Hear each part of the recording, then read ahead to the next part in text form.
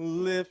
The life that we're walking into on the spiritual path is the life we were meant to have in close connection with the power of God. Prayer is a power. Prayer is not a plea.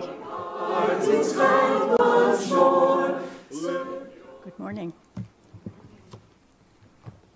We're so used to seeing Padma and Riman here together, but Riman's assignment this morning was to stay home with the grandchildren. Aren't they lucky? So prayer is a power. Prayer is not a plea. There were 4 gentlemen sitting together on a bench discussing prayer, and they were trying to put forth the best posture to take when praying. And one said, "Oh, the best is to fall on your knees and say prayer in that way." And the second one said, "No, that's not it. The best way is to throw yourself just prostrate on the ground and say your prayer that way." That didn't please that guy. So the third one said, "The best way to pray is to put your arms in the air and pray that way." Didn't quite do it. The fourth guy said, "The best way to pray is when you're hanging upside down from a telephone pole." And you can imagine the power that was going out from that fellow. It was a matter of life and death. And Swami says, our stepping onto the path is a matter of life and death. And so the life that we're walking into on the spiritual path is the life we are meant to have in close connection with the power of God, with the friendship of God, with the love of God, with the joy of God.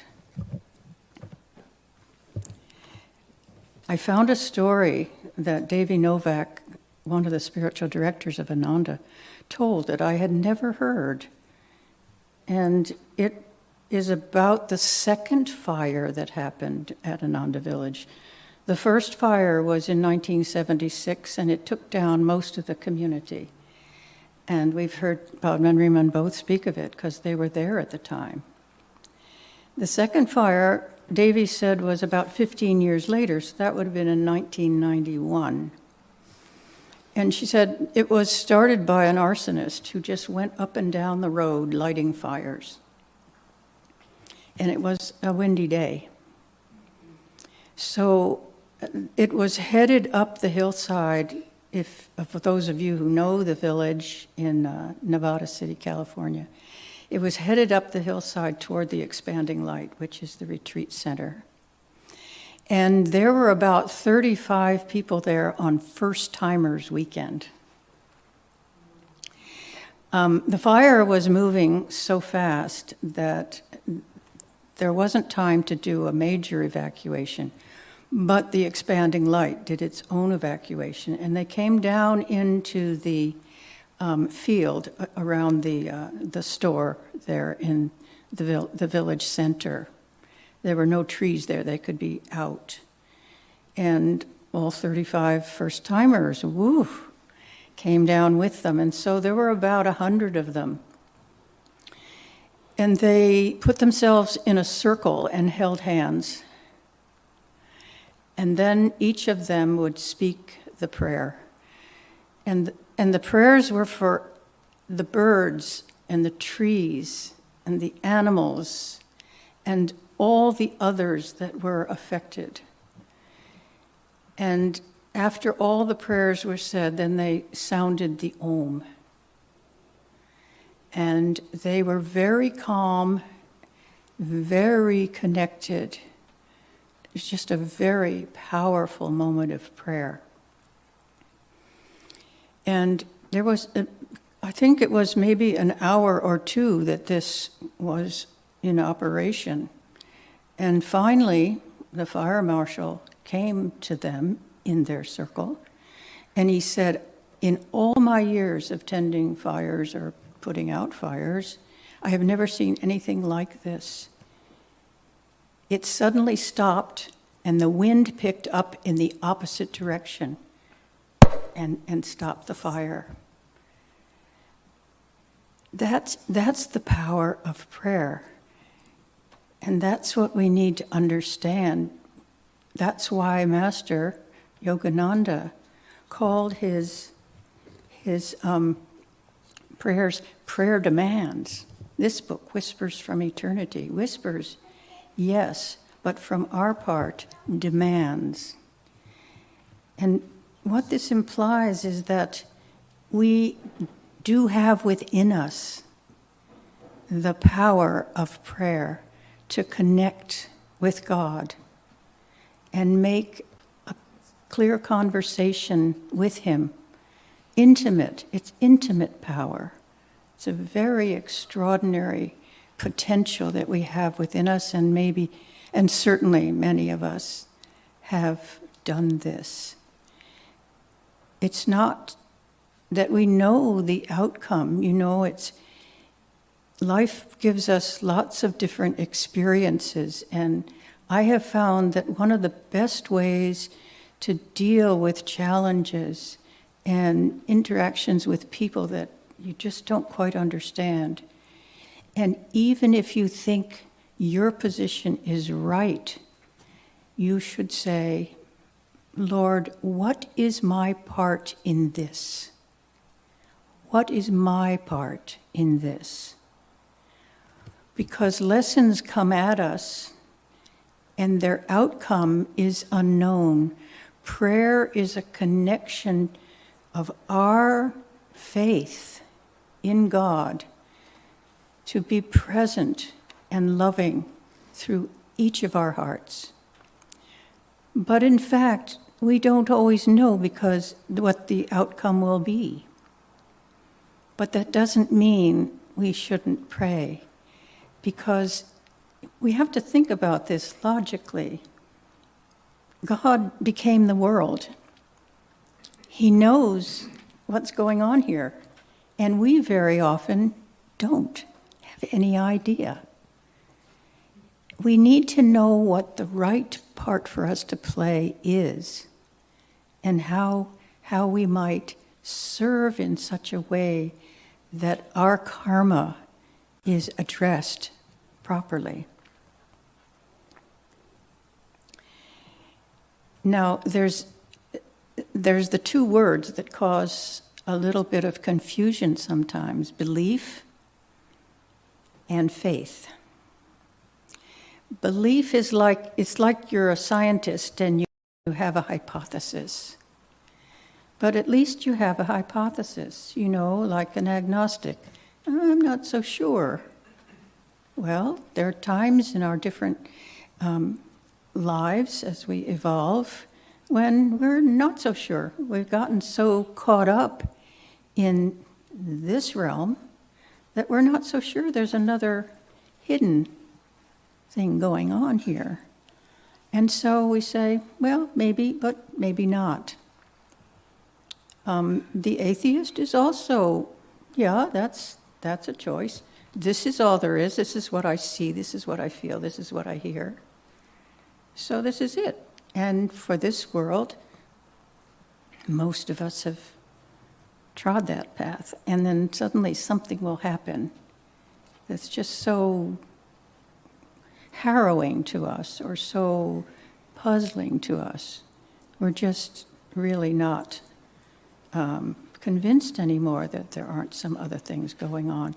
And of course, we have the benefit of science right now, which is really supporting the idea of the power and the glory of the unseen. I mean, string theory and all of this I just received in the mail. They never give up on me, but I haven't bought from them in a long time. But the great courses, they never give up, and their thing is huge.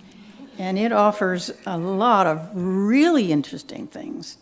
But there was one on string theory, which caught my eye, and then there was one on ultra string theory, which caught my eye. I might purchase that one. So you need to start with a sense that there's more happening here. And then you gain experience. Something will happen in your life that is kind of miraculous. Some kind of forgiveness will happen that you never thought would happen.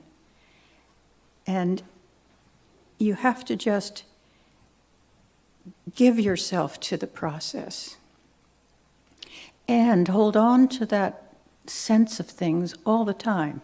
Try not to let the world tell you different. And try not to be, what do I want to say, caught up emotionally in things that happen to you or to other people. When you have an openness of perception and give yourself an opportunity to say, gosh, that seems terrible, but perhaps there is some good that will come of this. Perhaps there's something happening here. Then how should you pray? You should pray that you have the strength to face whatever karma is in your way, or for someone else, that they have the strength to embrace it.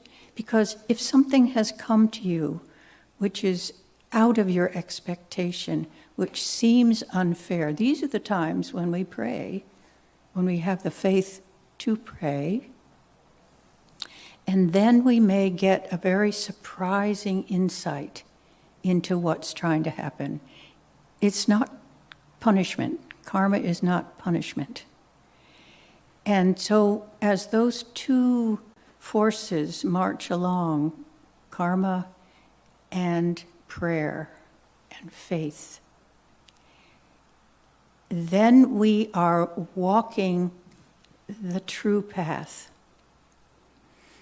Because we're not put here to suffer. We do suffer, but we're not put here for that job. We're put here for victory. We're put here to conquer. We're put here to be centered. We're put here to return to our original state.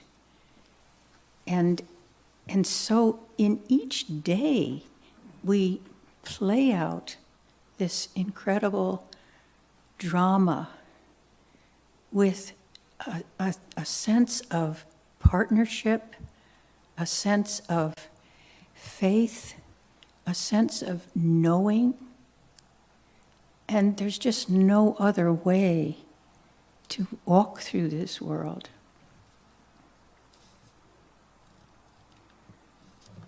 Let's see where I wanted to go here. Jyotish gave a wonderful example in one of Jyotish. He's the spiritual. I told a story about Devi and then Jyotish. They're the spiritual directors of Ananda worldwide. Jyotish gave a very interesting suggestion of how to help yourself. You know, we're promised in much of Master's teachings and in much of Master's poetry that the quality of joy, and one of our themes of Ananda, joy is within you. This is a truth. You know, and when we're feeling bad and you think, joy is within me, oh yeah? But if you can really convince yourself in some way that that is true, and Jyotish gave this wonderful example of a practice that he's been doing, and he took the quality of joy and he said, sit with it. Why don't we do this together, actually? Sit up and bring calmness and relaxation and peace into your being.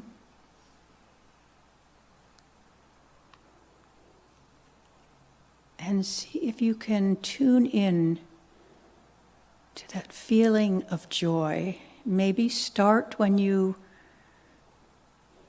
can remember an experience of joy. But we want to bring that inward because that's its source. No matter whether you have your favorite ice cream in a bowl, the joy doesn't come from that ice cream. It comes from your joy. So try to feel that joy within, that native joy within, like a breeze. It's just wafting over you, wafting over your mind, over your heart, over your consciousness.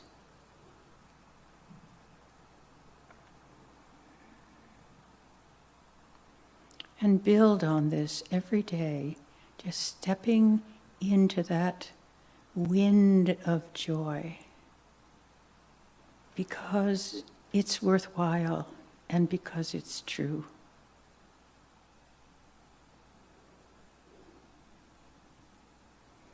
So take that practice into your heart and see where it leads you. I was reflecting, because I've been doing a lot of art lately, I was thinking about how the topic of prayer and faith and art intermingle. And I've just recently had a wonderful experience of that. And as often happens when you're sort of working on a thought in your mind, things come along. So I was thinking about faith and creativity, and all of a sudden I was in a bookstore and I saw a book called Faith and Art. And I thought, wow, this would be interesting. What it turned out to be actually was faith and Christian theology. But there was a sweetness to his being informed spiritually by the life of Christ. But what came to me was that there are moments when you're creating, and this can be in the kitchen, this can be parenting, this can be, as it is for me, it's glue and paper, it's collage.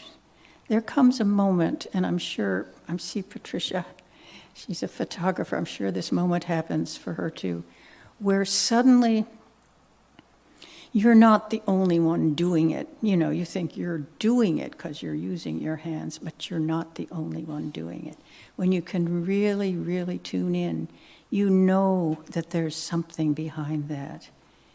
And it's really important to recognize that and to take advantage of it, because it's what makes the surprises on the paper. It's what makes things come through that you had no idea. And you not only did you have no idea, but you thought you didn't know how. That kind of faith and that belief in our connection with the greatest power in the world, which is the power of loving consciousness, can come through even in our practical world. And it was meant to. It was meant to. This is the journey we were meant to take. So, thank you. Let me read from Whispers from Eternity. And I'm turning to a Whispers that I think I read before when I gave a talk. I can't let go of this one, sorry. Let me feel that thou and I are one. When the sparks of cosmic creation flew from under thy crucible of love, I danced with all the lights that heralded the coming of myriad worlds. I am a little spark of thy joyous cosmic fire. O thou Son of Life, as thy nectar poured into the little cups of human minds, filled with molten liquid of vital sparks, they thought to contain thy golden infinity in the smallness of their human feelings. In each fragile, undulating mirror of human flesh, I see reflected thy restless dance of omnipresent power. In the lambent waters of life, I behold thy ever steady, almighty life. Teach me, Christ-like, by the power of concentration, so still the restless storms of desire raging on the lake of my mind, stilling those waters. I lovingly behold thy unruffled face of cosmic stillness. Cause the little wave of my life to subside, that thy consciousness in me spread out to become thine own vastness. I will